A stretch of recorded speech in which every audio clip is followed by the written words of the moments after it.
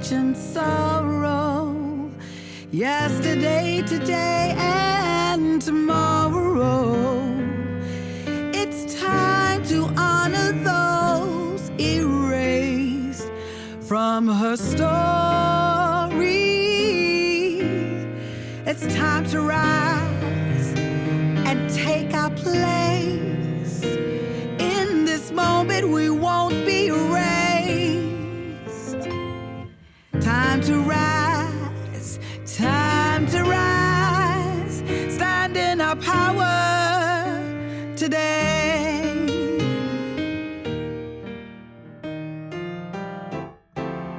Welcome to our Kitchen Table Talks, a podcast of the public engagement initiative Suffrage Race Power, Black Women Unerased.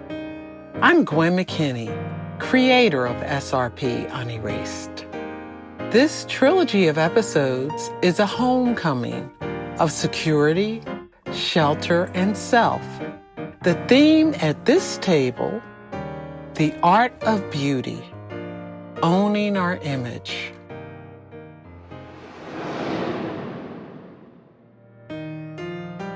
Daughters of the Dust, I guess this was 1990 or 1989. Julie Dash wanted to know if I could design hairstyles for this movie. I wanted to make these women representative of many parts of Africa. Many of the stereotypes that we see in terms of representation of Black women in film and popular culture actually were constructed or formulated immediately after emancipation. There is definitely a revolution happening in the beauty space. It is not televised. It's YouTubeized. There's just so many more brands that you can get that are made by us for us. In the Crown Act, they use the word protective hairstyles. Protective hairstyles, I'm telling you, it is ambiguous, it's nebulous, it is not clear.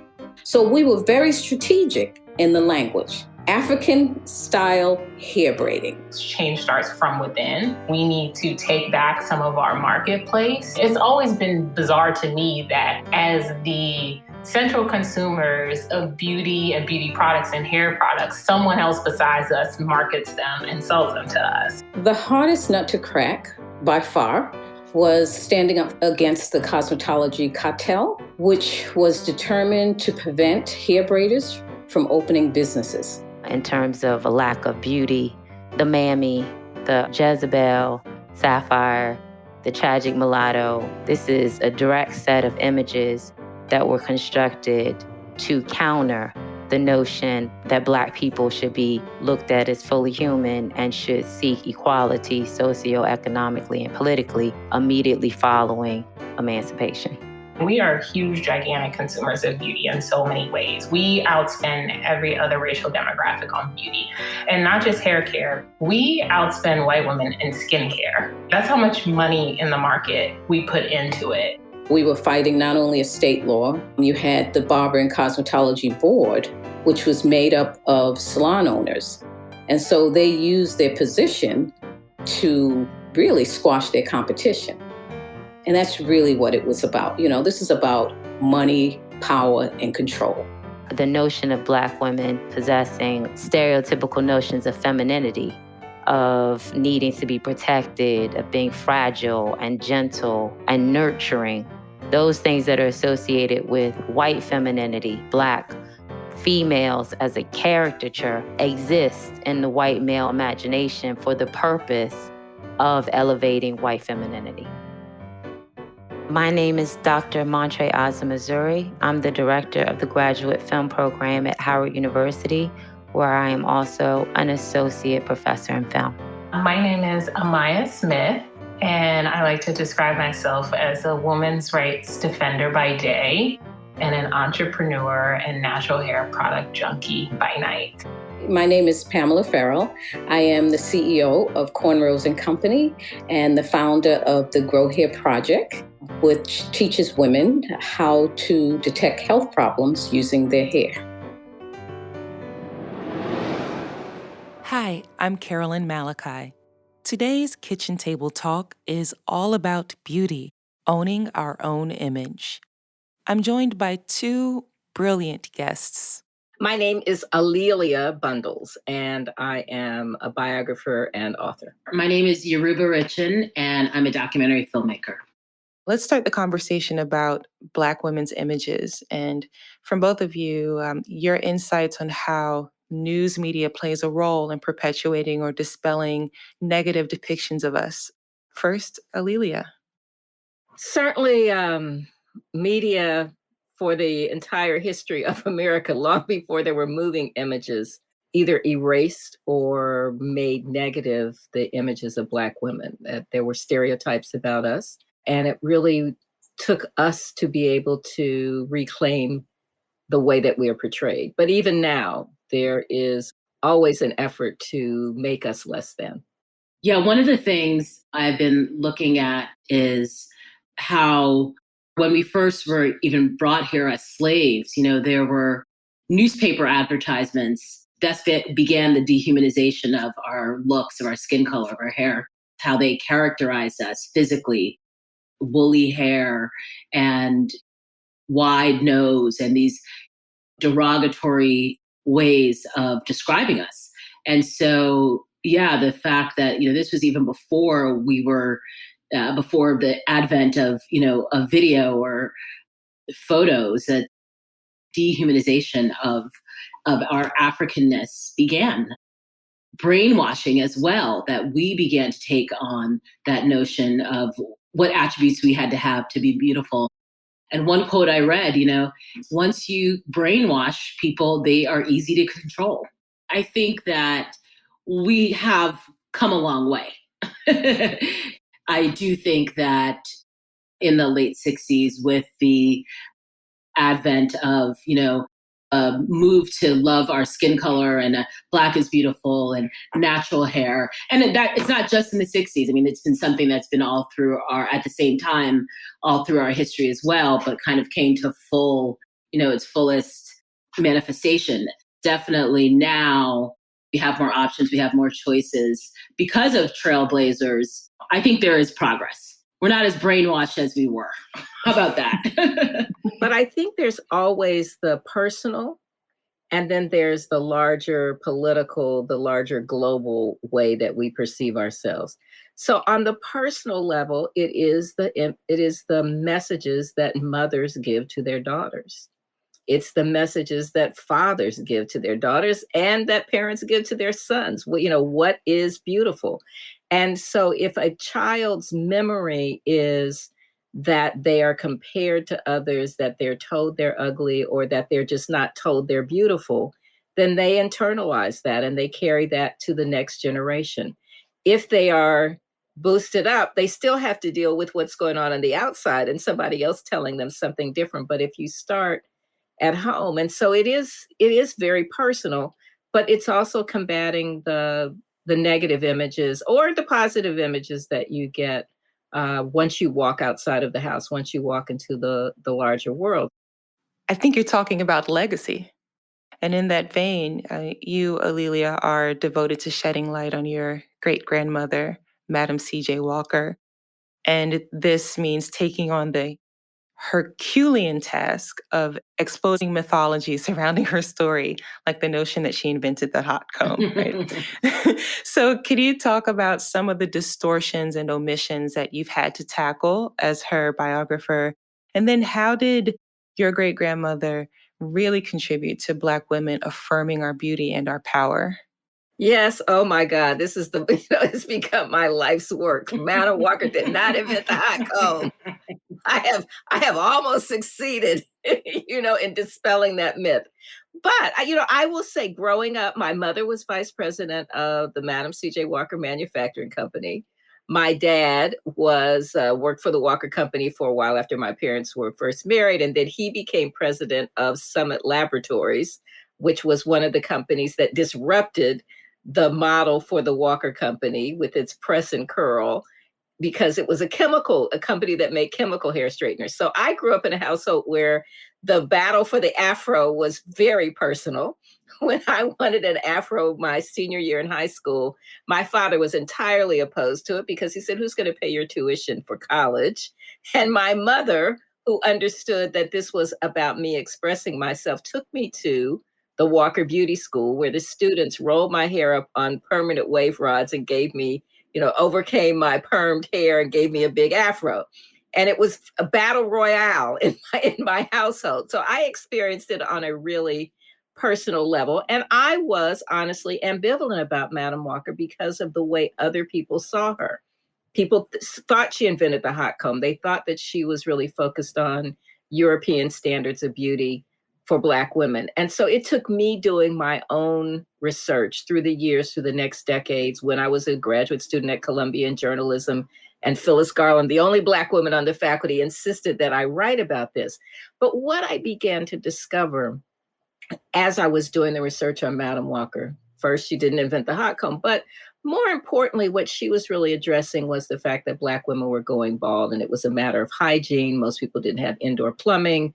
They had horrible scalp infections because they didn't wash their hair often enough. So she developed a shampoo and an ointment like Vaseline with sulfur that healed the scalp, the sores on the scalp, allowed the hair to grow back. Now, obviously, during that period of time, there is the tyranny of European standards of beauty. But Black women did want to have versatility. They wanted to be able to style their hair. And I think it is revolutionary that she was quite self-aware about this. She put her own image on her packaging with full, healthy, natural hair, in contrast to the white companies that had before and after pictures, where the before was a drawing of a Black woman with splotchy skin and wild hair. Though, I like wild hair, but wild hair in not a positive way. And then the after picture was a Gibson girl. But Madam Walker sort of staked a claim and put her own image on her product, saying, I am a Black woman. This is beauty. And when you buy my products, you're supporting the Black community. Yeah, that's amazing. So interesting. When I look at my film, How It Feels to Be Free, where we tell the story of 6 iconic African-American women and how entertainers and how they changed the culture through their fashion, their politics, and their on-screen representation. 2 of those women are Nina Simone and Abby Lincoln, and Cicely Tyson as well. 3 of those women who all were trailblazers in how they wore their hair, their style. And Abby Lincoln and Nina Simone specifically shed their image of, straight hair and European kind of pop singer, and became really icons in the early and mid 60s of embracing natural hair and a Black aesthetic. I think really important figures in terms of understanding and changing how we saw ourselves and were seen in the world. When you mention Nina Simone, and, to be young, gifted, and Black was such an anthem for me. I mean, this was my senior year in high school. I now had my afro. I felt, with the long hair and the sort of Annette Funicello flip, you felt cute. But with the afro, I felt strong. I felt important. And listening to that song, I'm sure I wore the grooves out because it was just so what I needed to hear at that moment. For me as a performer, seeing those images of Abby Lincoln, Nina Simone especially, seeing these women in afros, in natural styles with gowns on, for me that totally, it's liberating. Absolutely. And look at someone like Ayanna Pressley, right? I had a friend who I grew up with who had alopecia. We have someone like Ayanna who's gorgeous and with her bald head. I do think we have more choices now. I think of how my mom, who was part of the Black arts movement and an artist and, grew up in Harlem and was part of that whole scene, and how she always instilled in me to be proud of my skin color, that I was beautiful, that, these standards, and also too, that we are the majority. She always said, we are the majority in the world. So, there's even a thing about being considered a minority and what that means. And that has to do with how we see ourselves and how we see our beauty. So yes, the personal is political, always. Hair is a cultural expression, always has been, always will be. I don't know that we'll ever be able to, divest ourselves from that expression. Well, and it's complicated because you don't want to be defined by your hair, and yet it is such an expression. On the other hand, you don't want it to define you. What I can do with my hair, I look at somebody who can do, great twists, and I think, I wish I could do that with my hair, and I can't. And I remember saying to a friend of mine, I said, "Oh, girl, I love your hair." And she said, "It's a wig." So we know that a lot of what we want is not attainable. That's right. That's right. It's complicated, and we should give ourselves permission to be complicated. Absolutely. I mean, I'm grateful that when we look at television today, we've seen such a proliferation of showrunners and directors and writers who are Black women telling our own story. And that's kind of where, in terms of my film, that's where we kind of end up in the film, that we have to tell our own stories in order to have the images that we want, be in control of our own imagery. And these women set that groundwork, right? These women set the groundwork from Alina Horn, where we start in the film, through Pam Grier, through Cicely Tyson, and Diane Carroll. Diane Carroll actually has one line where she says, the women now who are producing, that wasn't even in our vocabulary then. So we have a long way to go, but we are seeing some real progress in that area, from 0 to 0.2%. But one of the things I love is seeing all the different skin colors and hairstyles, on a show like The Shy, for example, Lena Waithe's show, who I interviewed in the film. That's part of the deliciousness of watching it, is just the visuals of seeing us as we are. And of course, you have to have Black women in control in order to do that. Right. And just the director of photography, the lighting, to get the lighting right is a big deal. Huge. So for both of you, I'm invoking again the title of our episode, The Art of Beauty, Owning Our Own Image. How does owning our own image happen? How do we imagine and affirm our images for ourselves? For me, part of it means finding products that actually work for me, right? I remember when I discovered, and I'm no fashionista, but I remember when I discovered MAC in, must have been right after college even. And before, I'd never felt like there was a lipstick that gave me so many choices. And, now we have much, much more. And also, to me, finding Black owned businesses that I can buy from, there's a knowledge there about the types of products that I need. So that goes straight back to, Madam CJ Walker. It took all of this time to get from my book, which was published 20 years ago, to a Netflix series. And even then, even with Black women in the key roles, showrunner, head writer, director, lead, with Octavia Spencer, who was great, even then, the story was not really the story that I would have told. I mean, it was incredible to see Octavia Spencer. It was incredible to see a Black woman develop a business, to see prosperous Black people in the early 20th century who never get portrayed. But then the storyline to fit a Hollywood narrative became a catfight between two women with colorism at the center of it. Not that colorism shouldn't be told, but it didn't exist between those two women. So it was a complicated narrative for me. I can only imagine. And for me, watching that series, I wanted so much more. There were so many questions that I had that I wanted the nitty gritty of, you know what I mean? And not the cat fight. I was kind of excluded from the conversation as they were developing the script, though I should have been included. But I now have learned a difficult lesson, so that there are other things that I want to do and trying to take this back. I mean, I'm glad it got done. Again, Octavia was great, so that I can't complain about. But I know that there are other ways that I want to tell the story, and that there are other ways to tell the story. So I think family members get portrayed as, they're interfering, they want to whitewash stuff. And that's not my goal. My goal is to really empower people with the message. Well, just as you're talking, there are other ways to tell the story.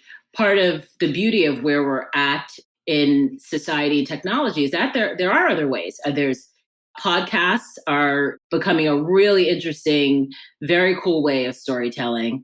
there's other ways to tell stories that don't have to take 20 years to get made. Mm-hmm. And there are some directors, I mean, you among them, who really take to heart trying to be authentic, not, really resisting the idea of trying to fit into the Hollywood trope. There are women who want to be at the table, right? Want a seat at the table. And then there are folks who want to build their own table.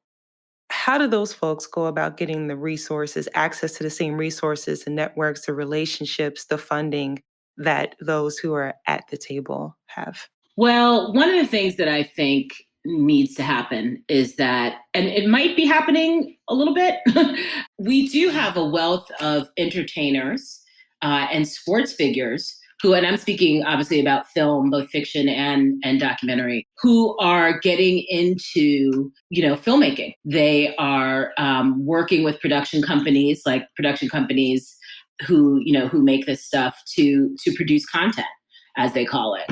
And they need to, and we need to demand that they work with Black production companies. Because a lot of times they're not. And it's quite shocking, quite frankly. Work with Black production companies and Black directors and writers and producers. So that's one way. This has been amazing. Thank you both for your time. Any closing thoughts? How It Feels to Be Free is available on Amazon Prime. Alelia, where can we find your work? Books included. So I really hope folks will check out my Twitter and Instagram at Alelia Bundles, and my websites, aleliabundles.com and madamcjwalker.com. And just stay tuned, because there are going to be other ways that I tell this story, both about Madam Walker and Alelia Walker. Awesome. I can't wait. I can't wait for that. Thank you both for joining us for SRP Unerased. Thank you. Thank you. And thank you for listening. We hope our conversation left you feeling refreshed and empowered. Now, turn up your speakers. Here's Tamara Jade with Superwoman.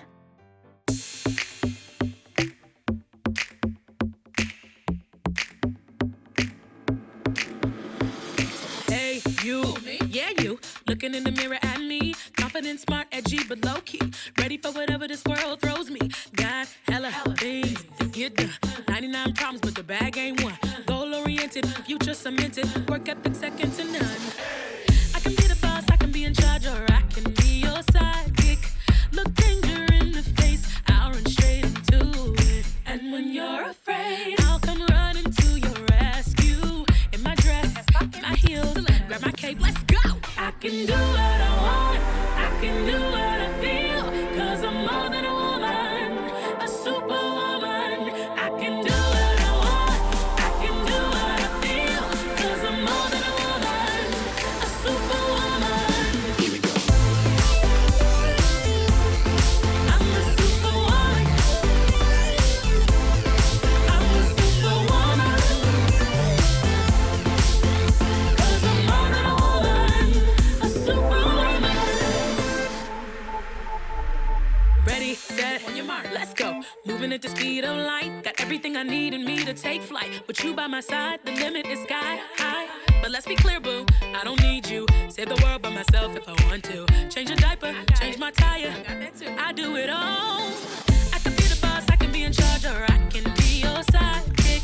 Look danger in the face, yeah, I'll run straight into it. And when you're alone, I'll be standing right beside you in 6 inches and red lipstick. Grab my cape, let's go. I can do what I want, I can do what I feel, 'cause I'm more than a woman, a superwoman. I can do what I want, I can do what I feel, 'cause I'm more than a woman,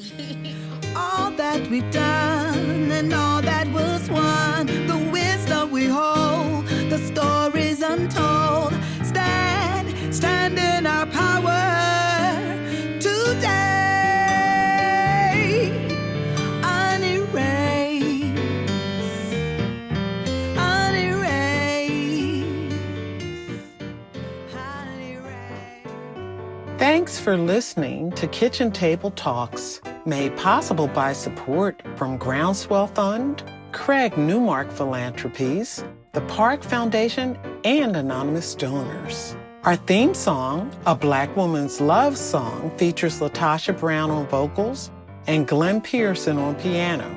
Special thanks to producers Levi Perrin and Mashiva King, and host, audio producer, Carolyn Malachi. We had help from Javita Hill, Linda Jackson Leslie, and the National Partnership for Women and Families. I'm Gwen McKinney, creator of Suffrage Race Power, Black Women Unerased, inviting you to tune in to our next episode of Kitchen Table Talks. Please subscribe and visit us online at srpunerased.com.